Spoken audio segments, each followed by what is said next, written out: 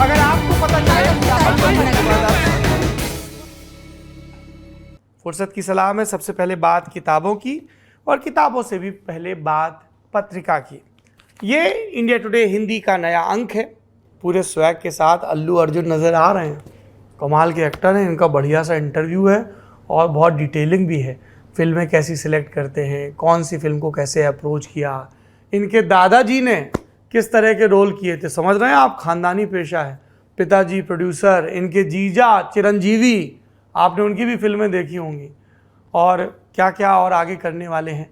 इसके अलावा KGF वाले जो भाई साहब हैं यश, उनकी बड़ी दिलचस्प कहानी है, उनके बारे में आपको विस्तार से पता चलेगा। कई एक्ट्रेसेस भी हैं, ये प्रभास और इन सब की कहानी तो है ही, पुरुष एक्टरों की। एक्ट्रेसेस हैं समंथा, नयनतारा, अनुष्का शेट्टी वगैरह, उनके बारे में भी आपको डिटेल में पता चलेगा। इसके अलावा आपको उत्तर प्रदेश में कांग्रेस की स्थिति को बयां करती एक बड़ी उनकी छीछा लेदर वाली कहानी है। बिहार की एक कहानी है कि जो बाढ़ के लिए शेल्टर होम बने हैं उनकी क्या स्थिति है। ऐसे ही देश के कई राज्य और श्रीलंका जैसे कई विदेशी मामलों पर भी आपको विस्तार से पढ़ने को मिलेगा इंडिया टुडे के इस नए अंक में। आप में से उत्सुकता हो रही होगी कि मैं इंडिया टुडे हिंदी की बात क्यों कर रहा हूँ, क्योंकि आपका ये दोस्त अब इंडिया टुडे हिंदी का भी संपादक है। दूसरी किताब रुख पब्लिकेशन से छपी है। ये किताब गीत चतुर्वेदी, मेरे प्रिय लेखक, अनुवादक और कवियों में से एक, उनकी ये किताब है जिसका शीर्षक है अधूरी चीज़ों का देवता। इसमें अलग अलग विषयों पर बहुत ही, जिसको बोलते हैं ना, लालित्यपूर्ण लेखन है। मतलब कहीं से भी आप पढ़ना शुरू करिए। जैसे शीर्षक है भुजंग मेरा दोस्त। कई दिनों की लगन के बाद आज मैंने 100 साल पुराना वह फ्रेंच उपन्यास पढ़कर पूरा कर दिया। किताब का पूरा होना एक छोटी मृत्यु जैसा है।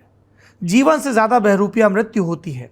हम सब के पैदा होने का तरीका एक है, लेकिन हमारे मरने के तरीके अलग अलग होते हैं। इसलिए किताब का पूरा होना हम सबको अलग अलग अनुभूति से भरता है।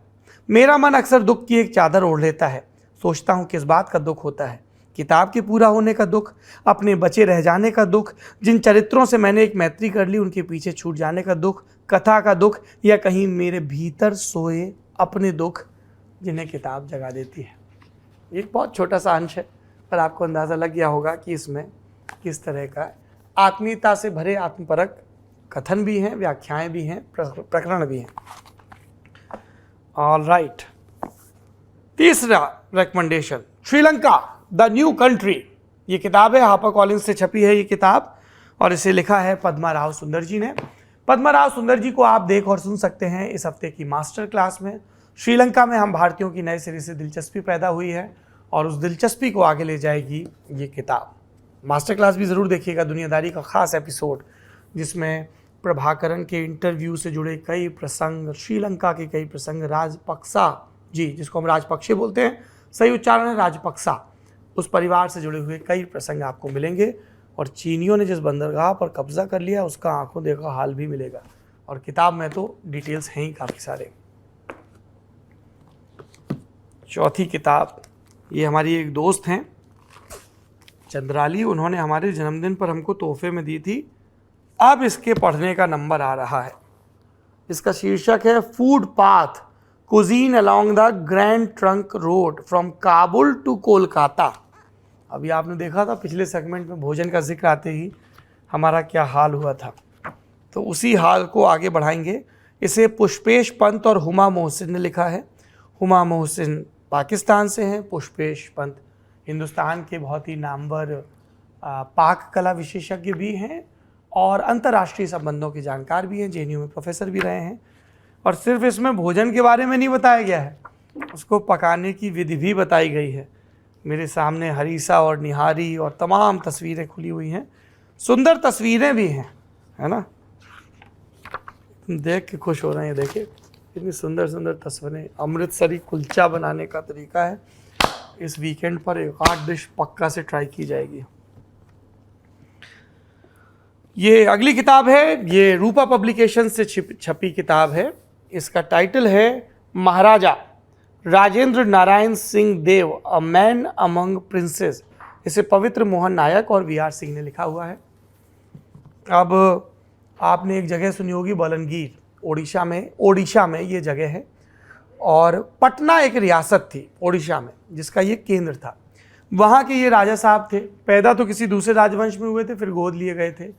तो आज़ादी के आंदोलन के दौरान इनकी क्या भूमिका रही, सरदार पटेल से संवाद के दौरान क्या भूमिका रही, और बाद में जब ओडिशा में 1967 में पहली गैर कांग्रेसी सरकार बनी तो उसके मुख्यमंत्री के तौर पर इनकी क्या भूमिका रही, ऐसे तमाम प्रकरण आपको पढ़ने को मिलेंगे।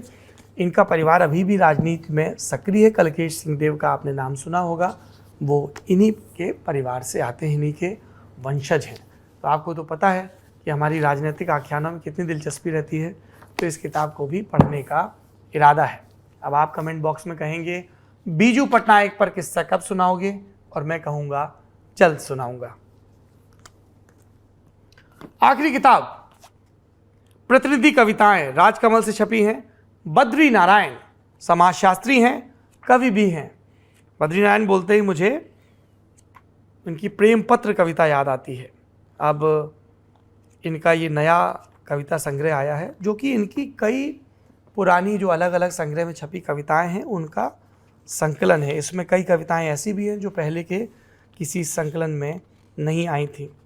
अब आप लोगों के आदेश से मैं एक कविता का पाठ तो करना ही चाहूँगा।